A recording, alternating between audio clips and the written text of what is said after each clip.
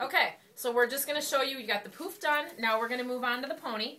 The first thing that you'll have them do is, the girls do, is hold that poof, because you don't want, once you're starting to pull all the hair up into a pony, you don't want that to pull the hair out of the poof. So I'm going to have Olivia reach up and grab, and just have the girls hold tight onto those bobby pins. Okay, so then you're just going to start pulling their hair up in a pony just like you normally would.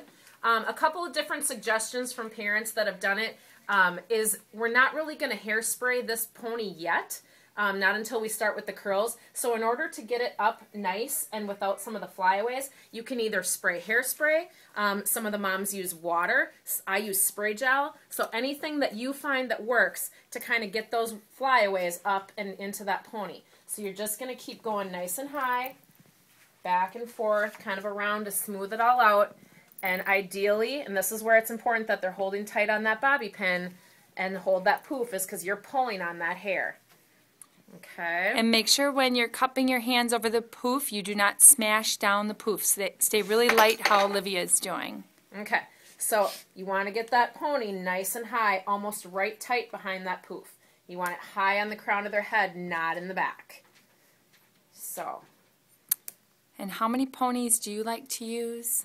We usually, I can't get around one more time. We usually use one like that, and then I usually use another grippy pony. So one regular and one grippy on there. That will hold it really nice. But that's about where you need that pony nice and tight right behind that poof. Okay? So then you're going to get to the point where you're starting your curls. What I do, and everyone's going to kind of find a way that works best for them. So this is really just a suggestion. Play around with it.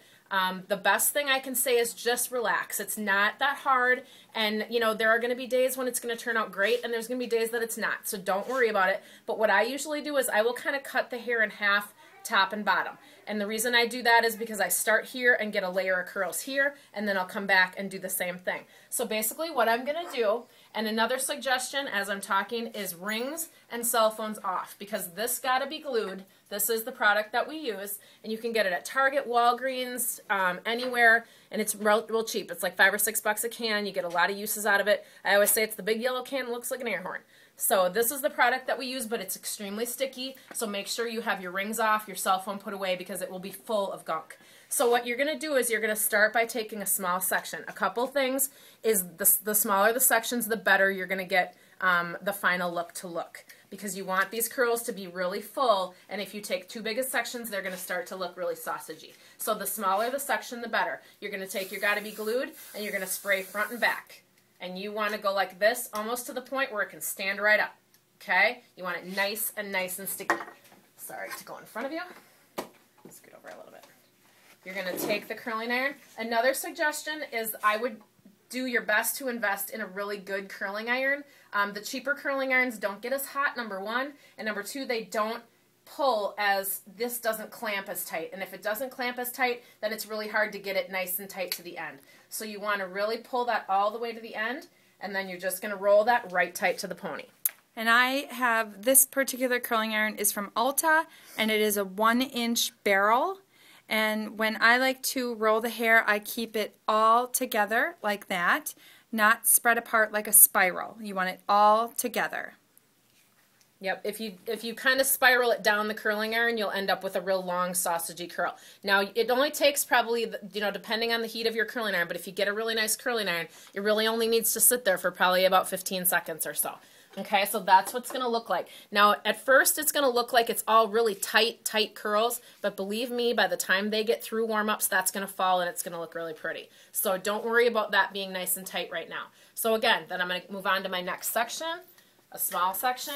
I'm going to spray front and back all the way around, really work it through, and take my curling iron, run all the way to the end like that, and curl all the way tight to the pony. Now you can kind of vary these curls, curl some this way, curl some that way. The more you do with that, the more it's going to stay nice. If you tend to go all the same way, pretty soon all those curls are going to kind of all roll into each other. So it's not a bad idea to kind of vary the direction that you're curling. So again, probably good, and you can kind of feel it once it gets nice and hot. You just kind of go like that, and the curl will come right off the curling iron. And if you have any ones that come out a little loose, don't be afraid to grab onto them, shape them, and spray them again with your hairspray, because they'll tighten right up for you.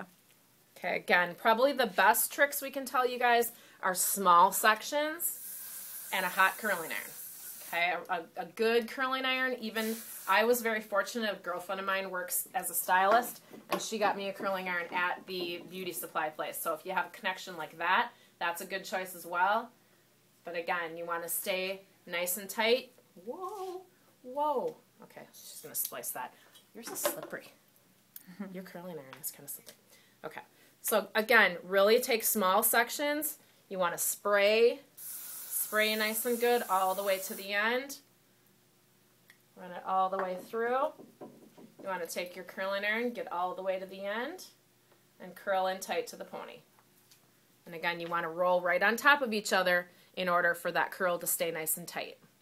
And I'm telling you, with Olivia's hair, I believe her length hair, Kenna's length hair, it's going to take you probably, I allow an hour and a half. Yeah, and I would, you're going to get faster the more you do it. You're going to get better at it. But definitely, you know, that's why we do Sunday, you know, in the dress rehearsal, so that you can really get a feel for how long it's going to take.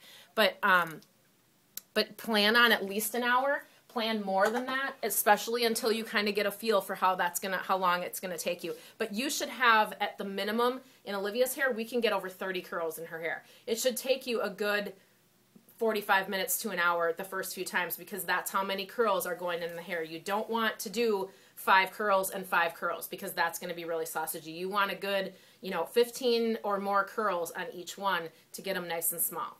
Okay, so you're just going to keep doing that all the way. I'm going to, for time's sake, we're going to kind of move ahead, but you're just going to go across, and then I would just bring this top section, and I'm going to start again on this side and take small sections and work all the way across. Easy as that. Now, doing the bow, one thing that we've found that works really well is to actually cut the rubber band of the bow. I don't recommend that for wiglets, because it's hard to get that tied around the wiglet.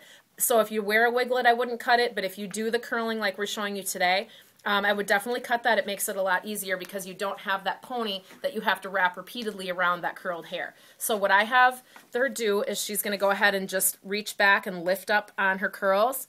And I'm going to take the bow and I'm going to place it tight against her scalp. And I want to make sure when I'm tying that I'm tying below all of my ponies. And I'm going to tie that in a double knot. So pull it nice and tight, but it needs to be down at the bottom at the base of all of those ponies. What that will do for you is that will help the bow to sit up nice and straight. And when the hair is all curled, it's very pretty, because you have all the curls around the bow. The last thing that we want to show you guys is how to bobby pin the bow. The reason we do this is it stays really nice. It doesn't end up looking like a helicopter, and it doesn't shake and move on the girl's head. So basically what we do is you just take your bobby pin, stick it down in the hair and through the middle loop, and you just angle it down. So just push down like that. Okay, you can tuck this if you want to. Don't have to, because it won't show. But then that holds that nice. So shake your head, Liv. You can see how that doesn't move, and it sits it up nice so that the curls will be full behind there. So that's the hair.